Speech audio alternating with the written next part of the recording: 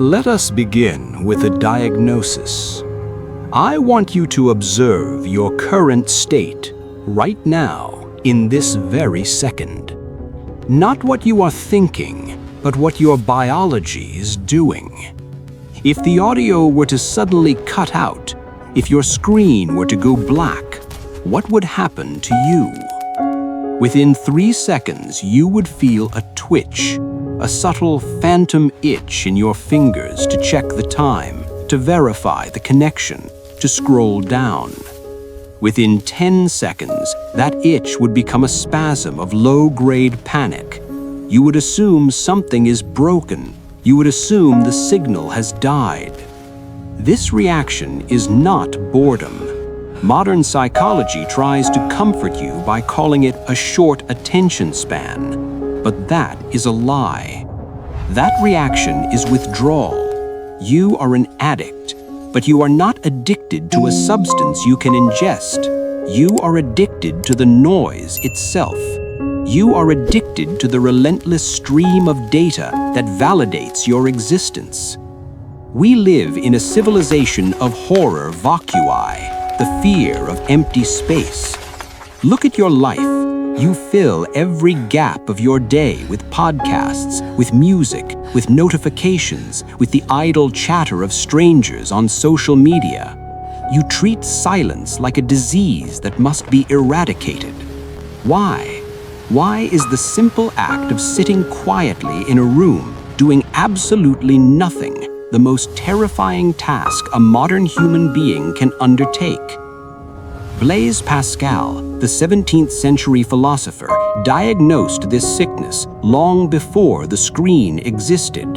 He wrote that all of humanity's problems stem from man's inability to sit quietly in a room alone. But he didn't tell you why. The answer lies in the architecture of your own brain, and deeper still, in the architecture of the matrix. Neuroscience calls it the default mode network. It is a series of interacting brain regions that activate when you are not focused on the outside world. They tell you this is the network for daydreaming, for self-reflection.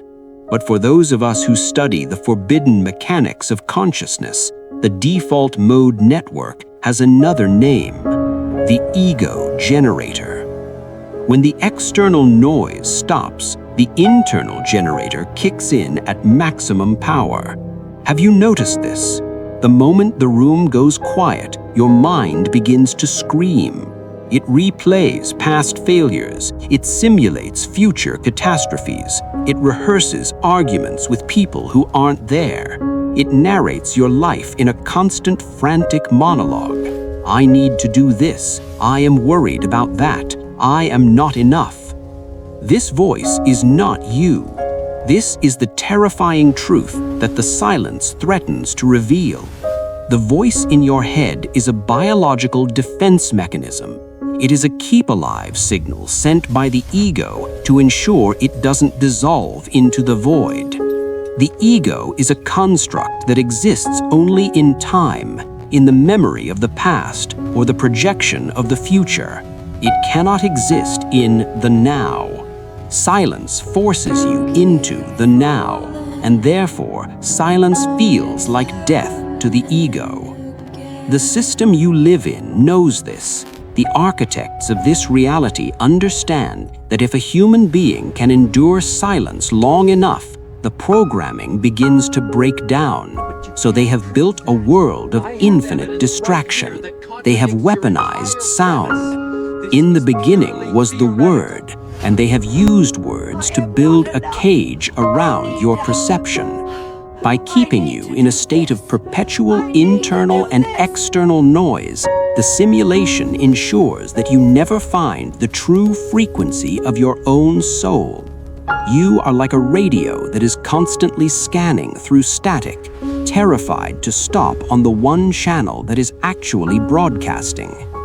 So ask yourself, why did you click on this video? Was it curiosity? Or was it a desperate need to find a new noise to drown out the quiet? If you're here to be entertained, you are in the wrong place. We are not here to add to the noise. We are here to perform an exorcism. We are going to dismantle the Babel Virus, the parasitic linguistic program that has hijacked your consciousness. We are going to strip away the layers of language until we reach the core. But be warned, the process of removing the noise is painful. When the scaffolding of words is removed, you will feel unsupported. You will feel heavy. You will feel the vertigo of the void. If you are not ready to let the you that you know die, then turn back to the comfort of the static. But if you are still here, if you are still listening, then perhaps your soul is stronger than the program. Let us enter the tower. To understand the cage, we must look at the moment it was built. You know the story of the Tower of Babel. You are taught it in Sunday school or read it as a cultural footnote. The story goes that humanity, united by a single language, tried to build a tower to reach the heavens. God, offended by this arrogance, descended and confused their tongues, scattering them across the earth. You have been told this is a myth about architectural hubris. But what if I told you the tower was not a building made of brick and mortar? What if the confusion of tongues was not a punishment, but a biotechnological event, a global firmware update that downgraded the human operating system? We must look back to the epoch before this event, what the ancients and the esoteric traditions call the pre-diluvian age. In this time, humanity did not speak in linear sentences. We did not use clumsy, guttural sounds to convey meaning. We operated in a state of direct cognition. When I wanted you to understand a concept in that era, I did not have to break it down into a sequence of nouns and verbs. I did not have to encode it into a sound wave, push it through the air and hope your ear decoded it correctly. I simply transmitted the holographic image of the experience directly into your consciousness. We shared a singular, resonant field. This is what your history books mistakenly call the language of light. It was not a language at all. It was a state of being. Science is only now catching up to this. We know that your DNA is not just a storage unit for biological data. It is a fractal antenna. It is capable of sending and receiving electromagnetic frequencies. Telepathy is not magic. It is your native tongue. It is the factory setting of the human soul. But something happened to sever this connection. The Babel event was the installation of linear syntax. Think about the violence of this shift. You went from perceiving reality as a simultaneous, interconnected whole to processing it line by line, word by word, second by second. This was the birth of time as you perceive it. You see, you cannot speak a sentence all at once. You must string it out in a sequence. I am walking. You cannot say walking until you have said I. By forcing you to use spoken language, the architects forced your consciousness to perceive time as linear. They trapped you in a dimension of cause and effect that does not actually exist in the higher realms. The tower was the construction of the left hemisphere of the brain, the logical, analytical, linguistic processor, which rose up and dominated the intuitive, holographic right hemisphere. William Burroughs, the dark mystic of the 20th century, saw this clearly. He famously declared that language is a virus from outer space. Most people think he was using a metaphor. He was not. He meant it biologically. He believed that the capacity for complex speech was actually a parasitic entity that invaded the biological host, colonized the frontal lobe, and began replicating itself through dialogue, literature, and internal monologue. Consider the behavior of a virus. It needs a host to replicate. It alters the host's behavior to ensure its own survival. Now look at your relationship with words. You think you are using language, but in reality, language is using you to replicate itself. Every time you feel a profound emotion, a sense of awe, a deep grief, a moment of divine love, what is the first thing you try to do? You try to put it into words. You try to describe it, and the moment you do, the feeling diminishes. It shrinks. You are converting raw, infinite soul energy into a compressed, dead format that the Matrix can catalog. The virus demands that you speak.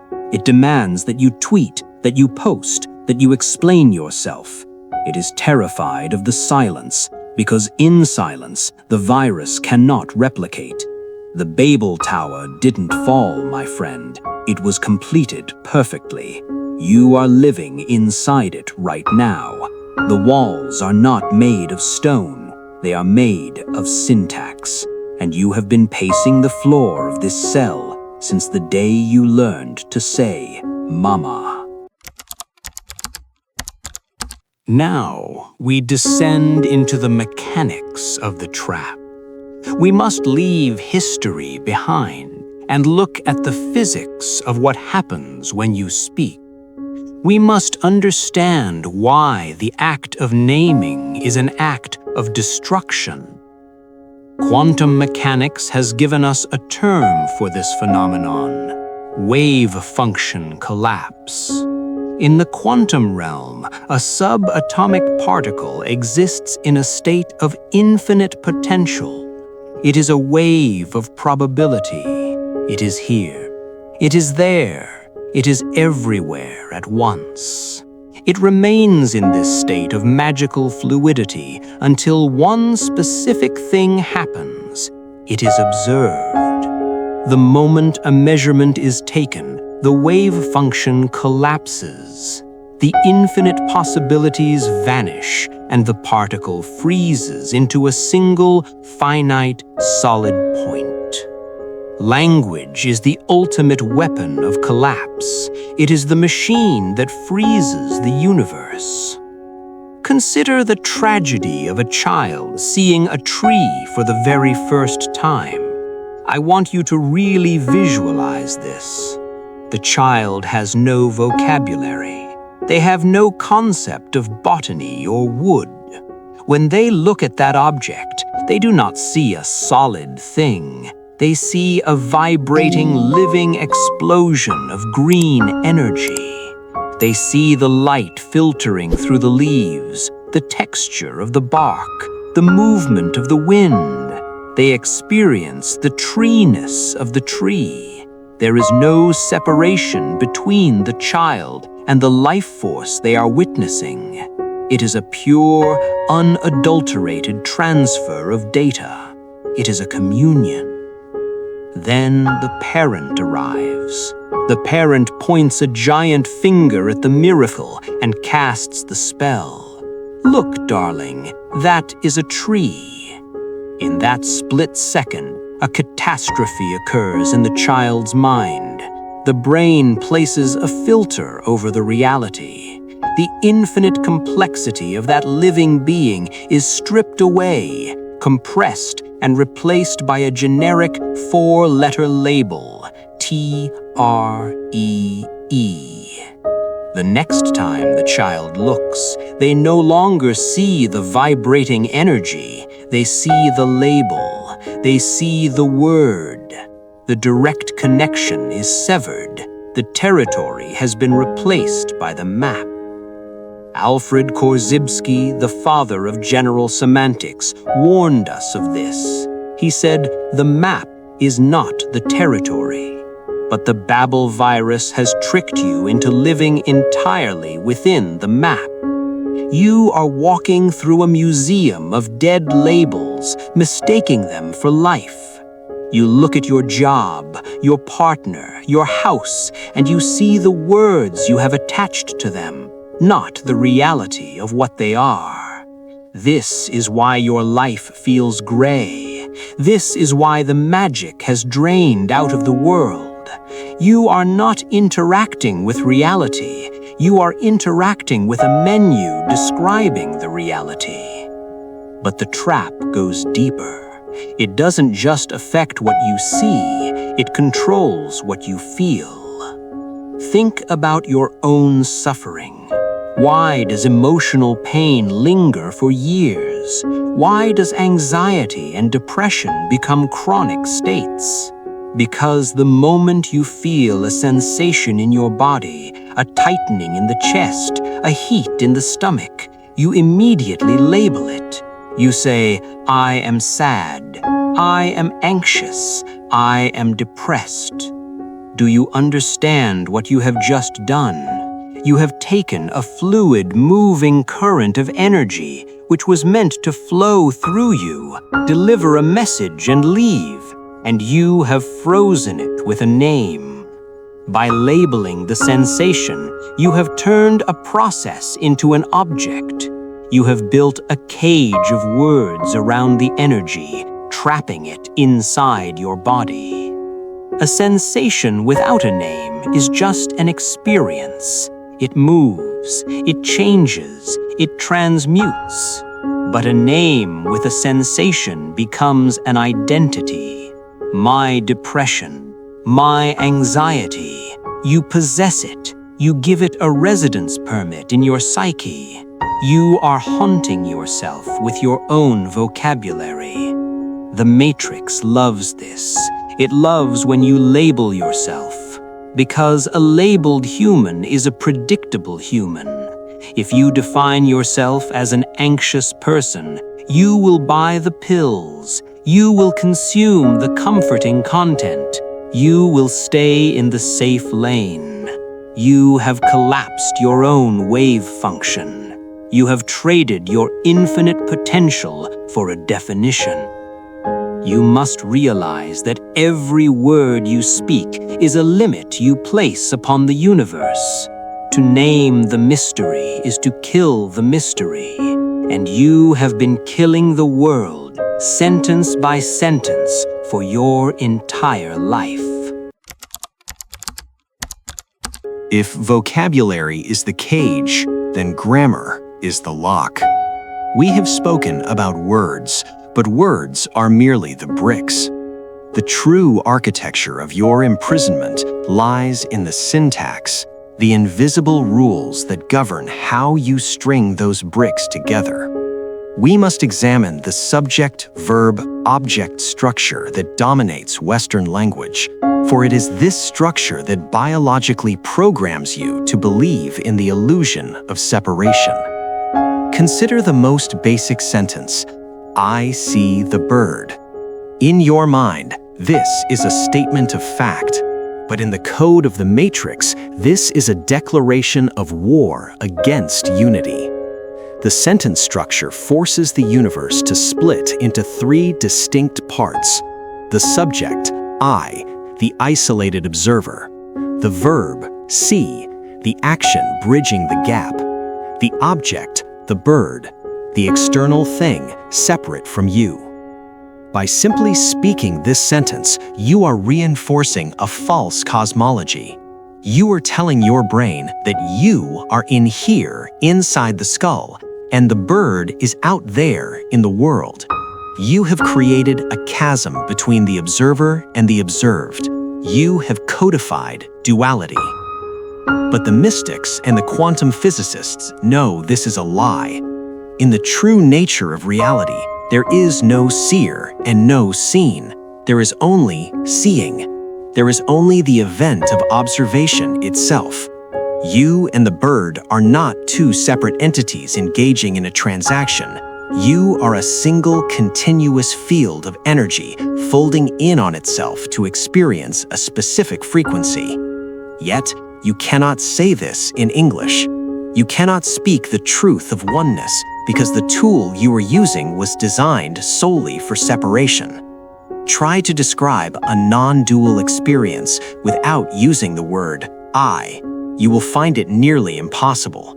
You are trying to paint a sunset using only a black marker. The tool limits the art. This is not just a philosophical annoyance, it is a spiritual blockade. The architects of this reality designed language to be atomistic, meaning it breaks the world down into little disconnected atoms of meaning. But the soul is holistic, it perceives the whole. Look at the indigenous cultures that the modern world tried to wipe out. The Hopi tribes, for example, did not have this rigid subject-object split in their original tongue. They viewed the world as a process, not a collection of things. When they looked at a lightning storm, they did not say, "the lightning flashed," as if the lightning were an actor performing an action. They simply said, "repi," which translates roughly to flashing. The event is the entity. There is no separation. But you are trapped in the cult of the I. The Babel virus forces you to start almost every sentence with this pronoun. I am hungry. I am tired. I want. I fear. You are constantly, obsessively affirming the existence of a separate, isolated self. You do this 10,000 times a day. Is it any wonder that the ego feels so solid? You are bricking it up with every breath. René Descartes, the father of modern Western philosophy, fell into this trap and took the whole world with him. He famously said, "Cogito ergo sum," I think, therefore I am. This was the greatest error in human history. It was a linguistic error. If he had looked closer, if he had been able to observe his mind without the filter of Latin grammar, he would have seen that there is no I doing the thinking. Thoughts simply appear. They float through the vacuum of consciousness like clouds. He should have said, "thinking is happening," but his grammar forced him to insert a subject. He had to invent a thinker to be the grammatical owner of the thoughts. And so you believe you are the thinker. You believe you are the doer. You believe you are the lonely little I trapped behind the eyes, staring out at a hostile alien world. This belief is the source of all your suffering. It is the source of your loneliness. You feel cut off from God because your language has convinced you that God is a noun and you are a different noun, and there is a vast distance of verbs between you. The Matrix doesn't need to put you in a pod to keep you asleep. It just needs to teach you grammar. As long as you believe in the subject-object split, you remain a slave to the illusion of separation. You were looking for the door to freedom, but you are the door. The sentence structure is the only thing holding it shut. So, how do we hack the code? How do we uninstall a virus that constitutes the very mind attempting to uninstall it? This is the ultimate paradox. You cannot think your way out of a prison made of thought. You cannot use the master's tools to dismantle the master's house. If you try to fight the internal monologue with more words, you are simply feeding the parasite a different flavor of energy. We must find the flaw in the program. And there is a flaw. The Babel virus, like any signal, is not continuous. It pulses. It oscillates. If you look closely at the film strip of your own consciousness, you will see that there are frames of thought. But between those frames, there is darkness. There is a gap. Between every two thoughts, there is a microsecond of silence. Between the inhale and the exhale, there is a still point, where the linguistic overlay turns off. The Matrix works tirelessly to bridge these gaps with noise, to stitch them together so tightly that you believe the stream of thought is unbroken. But it is not. Your mission is to find the gap, enter it, and expand it. I am not talking about standard meditation. Meditation, as it is taught in the West, has often been co-opted by the system as a stress reduction tool, a way to make you a more productive worker in the Matrix.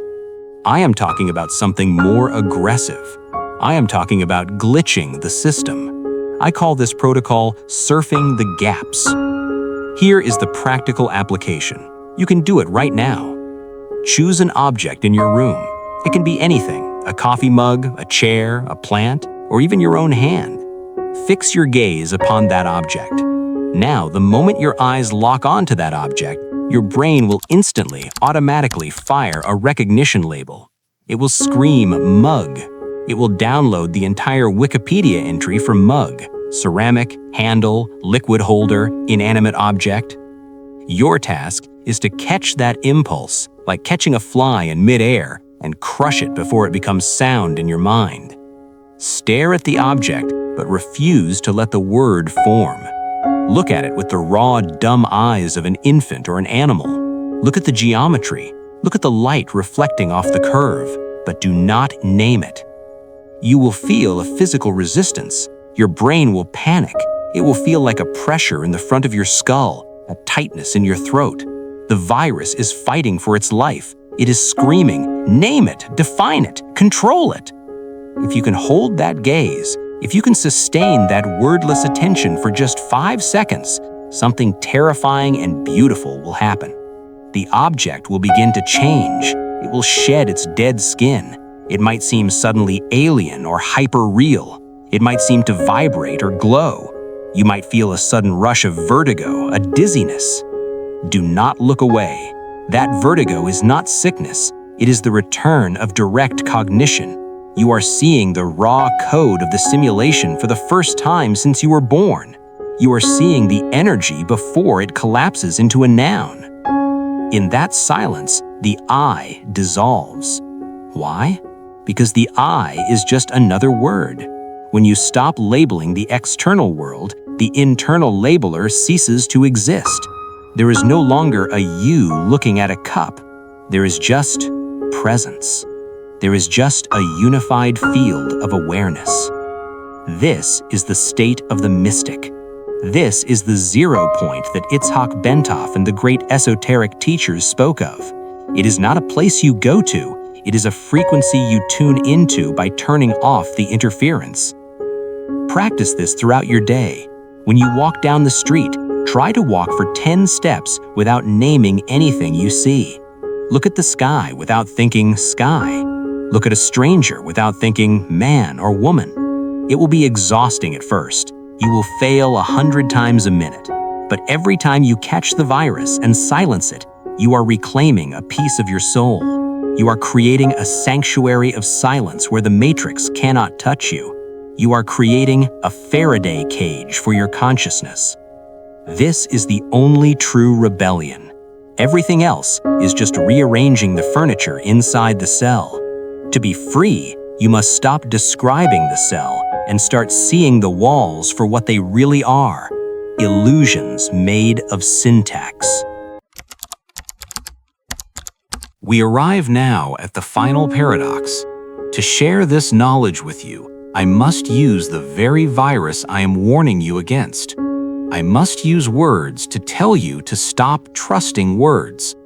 I must use a linear sequence of sounds to point you toward a non-linear silence. This is the nature of the trap we are in. We are inmates tapping on the pipes of the prison, using the prison's own architecture to plan our escape. But something has changed. 20 minutes ago, you were a prisoner who didn't know he was in a cell. Now you are a prisoner who sees the bars. And once you see the bars, they no longer have the same power over you. You are no longer a blind repeater of the program. You are a sovereign observer. So, what do you do with this knowledge? Do you take a vow of silence? Do you flee to a cave in the Himalayas? No, that is just another form of running away. The challenge is not to escape the world, but to be in the world, but not of the vocabulary. From this moment forward, I want you to fundamentally change your relationship with language. Stop using speech to fill the void. Stop using words to validate your existence. Most people speak because they are terrified that if they stop, they will cease to exist. They use conversation as a form of echolocation, bouncing sounds off other people just to prove they are still there. Do not be like them. Speak only when the energy inside you is too vast to contain in silence. Speak only when the words are merely a carrier wave for a frequency that is higher than the words themselves. Shift your operating system from description to resonance. When you look at a loved one today, your partner, your parent, your child, catch yourself before you label them. Do not look at my wife. Do not look at my son. Those are social contracts. Those are roles defined by the matrix. If you only see the role, you are missing the being. Instead, drop the label. Look at the entity standing before you. Feel their specific frequency. Look at the ancient, timeless light behind their eyes. Communicate with your presence before you communicate with your mouth. You will find that when you stop imposing your vocabulary upon them, they will reveal sides of themselves you have never seen before. You will be meeting them for the first time again. The Matrix fears the silent ones. It terrifies the system when a human being can sit in a room and just be. Why? Because in that silence, you are reconnecting with the origin. You are accessing the pre-Babel state of unified consciousness. You are downloading the updates that the constant noise was designed to block. Silence is not empty. Silence is full of answers. It is the language of God. The ancient Gnostics believed that the universe was created through sound, but it will be redeemed through silence. You are that redemption. Your assignment is simple, yet it will be the hardest thing you do this week. It is harder than any workout, harder than any fast. Dedicate 10 minutes a day to the void protocol. Find a quiet space, put away the phone, turn off the music, and just sit. When the inner voice starts to scream, and it will scream, do not fight it, do not argue with it, just watch it. Treat the voice like a passing train. You are not the train. You are the one standing on the platform watching it go by. In those 10 minutes, you are reclaiming your sovereignty. You are rebuilding the neural pathways that allow for direct cognition. You are stepping out of the timeline and into the eternal now. The cage is open. It has always been open. The only thing keeping you inside was the sentence you kept repeating to yourself. Stop talking. Start knowing.